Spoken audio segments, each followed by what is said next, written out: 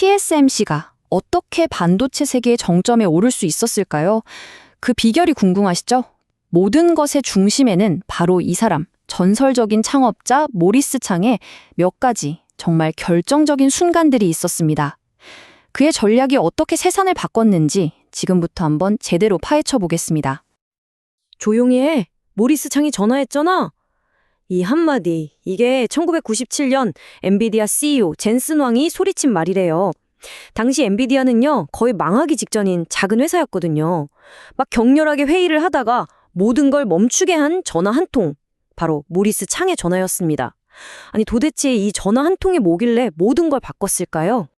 자, 모든 것의 시작은 바로 1997년으로 거슬러 올라가는데요. 당시에는 정말 아무도 주목하지 않던 그런 스타트업이 보낸 편지 한 통이 거대 기업 TSMC, 그 창업자의 책상 위에 딱 놓이게 된 거죠. 아마 그때는 아무도 몰랐을 겁니다. 이 작은 편지 한 통이 역사를 바꿀 줄은요. 이 두 회사의 차이가 어느 정도였냐면요. 정말 하늘과 땅 차이였어요. 보세요. TSMC는 이미 매출이 10억 달러가 넘는 뭐랄까 거인이었죠. 반면에 엔비디아는 파산 위기에 직원도 60명 정도밖에 안 되는 정말 작은 회사였습니다. 그런데 모리스 창한테는요, 아주 확고한 원칙이 하나 있었어요. 그게 뭐냐면 아무리 작은 회사라도 잠재 고객이라면 절대 무시하지 않는다. 바로 이거였습니다. 젠슨 황이 뭐라고 했는지 아세요? 정말 솔직하게 우리 회사 망하기 직전입니다. 이렇게 털어놨대요. 근데 여기서 끝이 아니었어요. 동시에 아주 대담한 약속을 합니다. 이 새로운 칩만 만들어주시면 우리 회사가 살아나는 건 물론이고 TSMC의 5대 고객사 중 하나가 될 겁니다. 와, 이 솔직함 그리고 이 거침없는 야망에 모리스 창의 마음이 움직인 거죠. 그리고 이게 바로 업계의 판도를 완전히 바꿔버린 역사적인 파트너십의 시작이었습니다. 자, 이제 시간을 훌쩍 뛰어넘어서 2009년으로 가보겠습니다. 이때 TSMC가요, 정말 사상 최악의 위기를 맞게 됩니다. 그러자 은퇴했던 바로 그 창업자 모리스 창이 다시 CEO로 돌아오게 되죠. 모리스 창이 돌아와 보니 회사는 말 그대로 퍼펙트 스톰, 그러니까 최악의 폭풍 한가운데에 있었던 겁니다. 문제가 하나가 아니었어요. 밖으로는 엔비디아랑 수백만 달러짜리 품질 분쟁이 터졌죠. 안으로는 700명이나 해고해서 직원들이 시위를 벌이고 있었고요. 심지어 회사 재무 상황은 총 이익률이 그냥 곤두박질 치고 있었습니다. 이건 뭐 회사 자체가 흔들리는 정말 졸립이 위태로운 순간이었죠. 자, 이런 상황 정말 불가능해 보이지 않나요? 여러분이라면 이 위기를 어떻게 해결하시겠어요? 세계의 폭풍이 동시에 몰아치는 이런 상황에서 과연 리더는 어떤 선택을 해야 하는 걸까요? 모리스 창의 해결책은요, 정말 놀라울 정도로 명쾌하고 또 빨랐습니다. 그는 딱 3가지 조치를 취해요.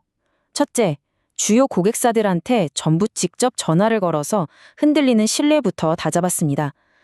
둘째, 해고됐던 모든 직원들에게 다시 돌아오라고 재고용을 제안해서 내부 혼란을 잠재웠죠.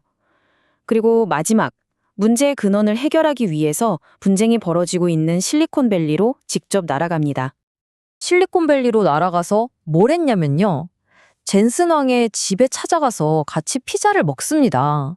그러면서 제안을 하나 하죠. 바로 1억 달러가 넘는 보상금.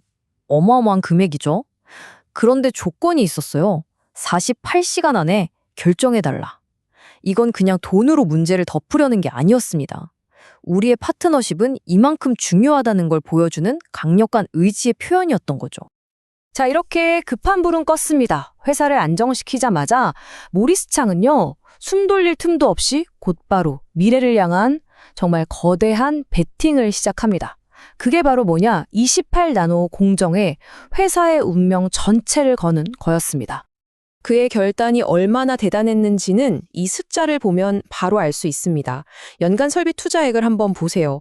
2009년에 27억 달러였던 게 1년 만에 59억 달러로 2배 이상 뛰고요. 그 다음해에는 73억 달러까지 늘어납니다. 거의 3배죠. 이건 그냥 투자가 아니에요. 21나노라는 이 기회 하나를 잡기 위해서 회사의 모든 걸 건 그야말로 엄청난 도박이었습니다. 아니, 이렇게 엄청난 돈을 쓴다는데 이사회가 가만히 있었을까요? 당연히 반대가 심했겠죠. 이때 모리스 창이 이사회를 설득하기 위해서 셰익스피어의 명언을 인용합니다. 사람의 일에는 밀물이 있는 법, 만조대를 잘 타면 행운으로 이어진다.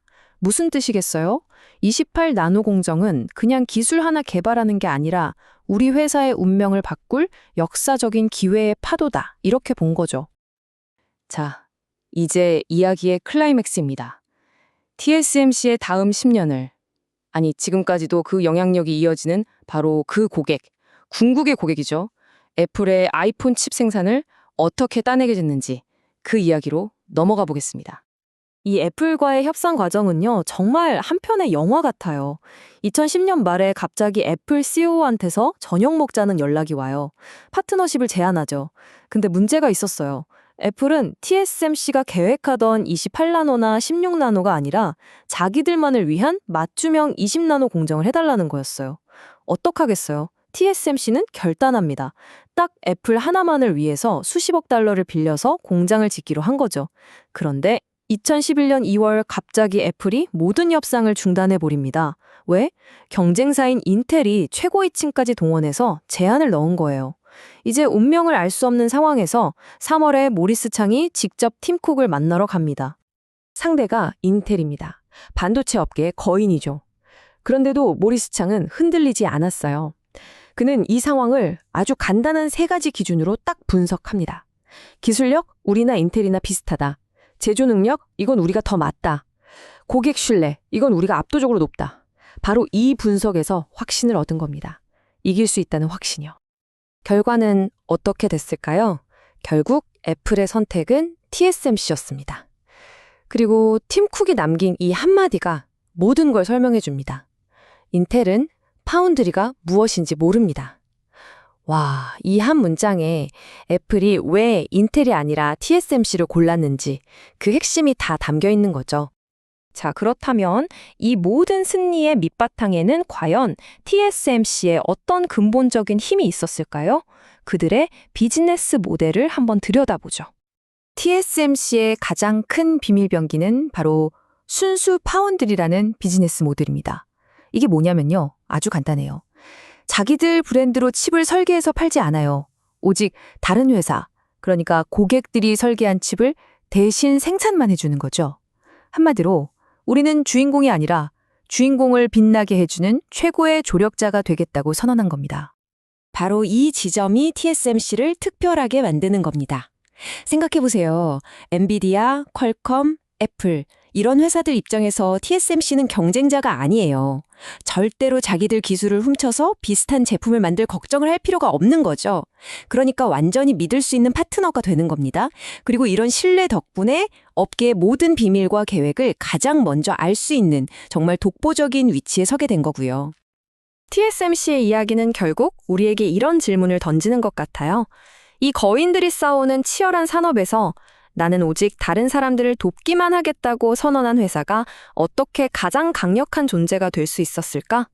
어쩌면 모두가 주인공이 되려고 하는 이 세상에서 최고의 조력자가 되는 것이야말로 가장 강력해지는 길일지도 모릅니다. 여러분은 어떻게 생각하시나요?